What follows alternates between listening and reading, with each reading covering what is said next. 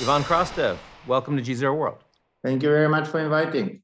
I want to start with the obvious question, because from my perspective, I look at what we've seen over the last couple of months, and I see the biggest miscalculation made by a major leader on the global stage since the Soviet Union has collapsed. Do you agree with that? Do you think that that is true in terms of Putin's decision to invade Ukraine? And to the extent that you do, why do you think he made that mistake? I do believe he miscalculated. But his miscalculation cannot be easily explained simply because of a poor intelligence or basically poor performance of the Russian troops on the ground.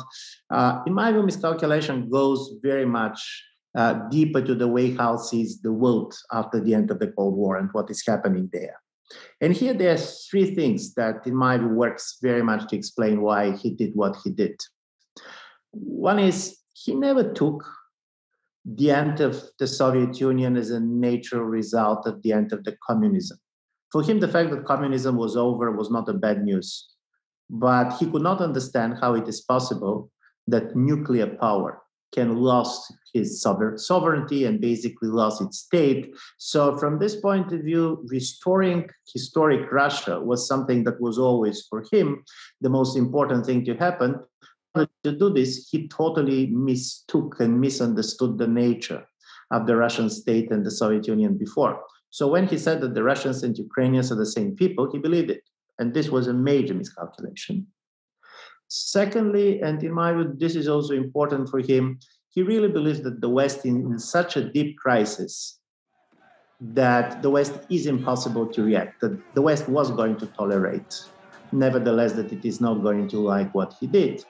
But still, this is the problem of time. He created a system which is so much around him. It's so much a personalized regime that he wants to fix all the problems that Russia is facing in his lifetime. He mistrusts the world, but also he mistrusts his successors. This is why the idea that the time is not on his side, in my view, very much defined the fact that he wanted to do it now.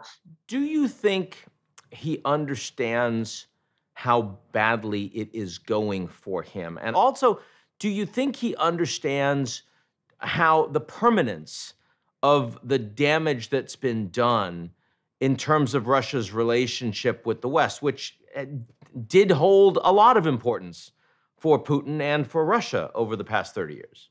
Listen, he understands certain things, and obviously he's angry, and obviously he's very unhappy with what is happening on the ground. But according to him, and this is now for more than a decade, he believes that he's in a war with the West. So for him, the breaking with the West is not the news. In his own understanding of the world, the West is trying to weaken Russia. The West is trying to weaken him. The West is about regime change, nevertheless, of what it is saying. Secondly, he does not believe that he's so isolated in the world in the way we believe he is. And to be honest, in a certain way, he has his own arguments for this. And thirdly, while he's very unhappy what is happening on the ground, he still believes that he can turn it.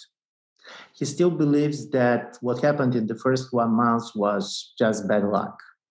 That with a better performance on the ground, with a stronger military offensive, and this is what we're seeing in Donbass. And in Donbass, we're going to see Russian army performing better than it has performing in the last months.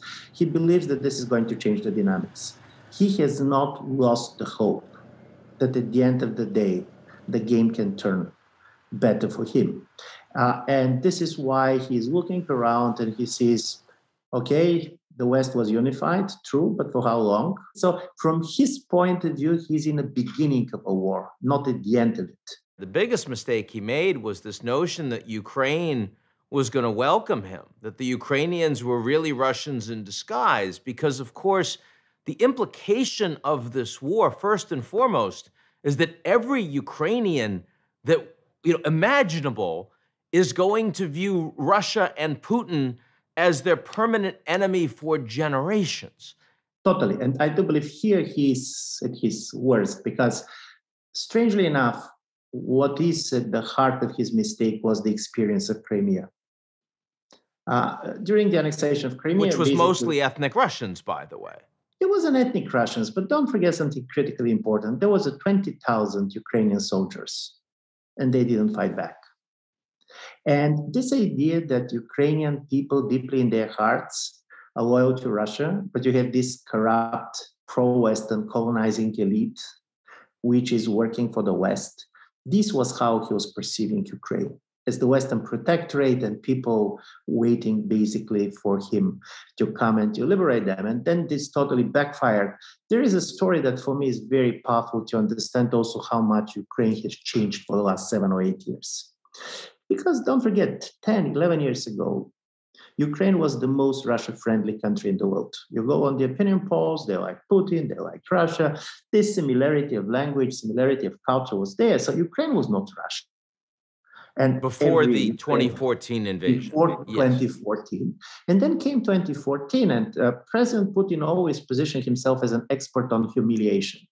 He can talk for hours how humiliated Russia is, but he does not have a sensitivity for humiliating somebody else. And what the Ukrainians experienced in Crimea was not simply the Russia's betrayal, but they were humiliated. And this is very funny because he's the father of this nation. This anti-kind of a Russia, Ukraine was very much the result of his actions, but he missed to see it. He was still seeing something that existed before. He missed it even as there was ongoing fighting with thousands of deaths every day, every week over the Donbass, over the occupied territories and the little green men. I mean, the Ukrainians were resisting. He missed all of that. He missed all of this because it didn't fit to his deep conviction that the Russian world is a special civilizational space, that all these Russian-speaking people are Russians.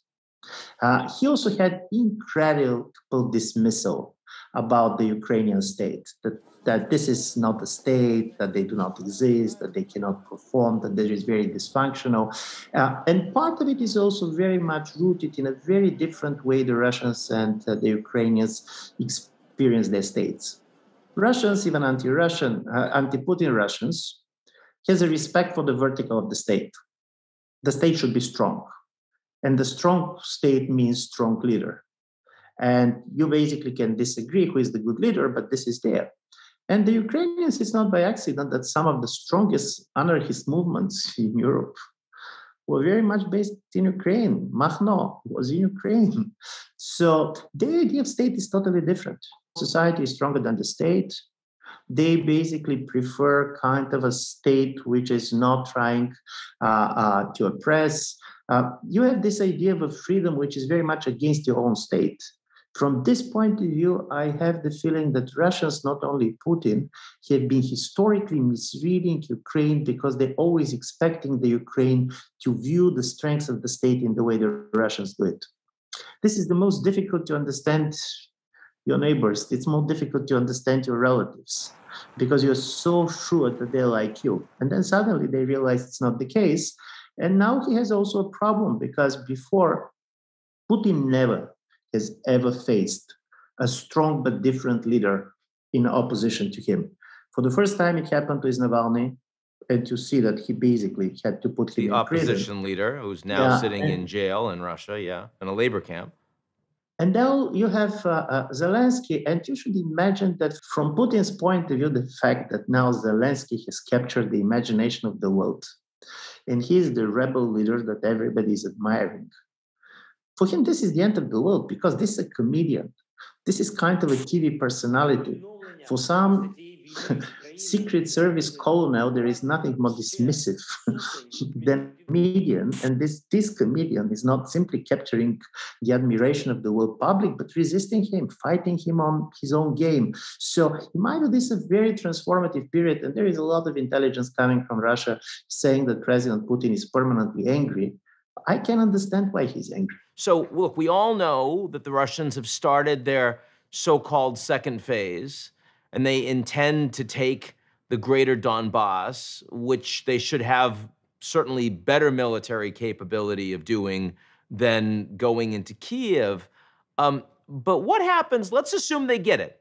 Let's assume they are able to take this additional territory. They've got their land bridge to Crimea.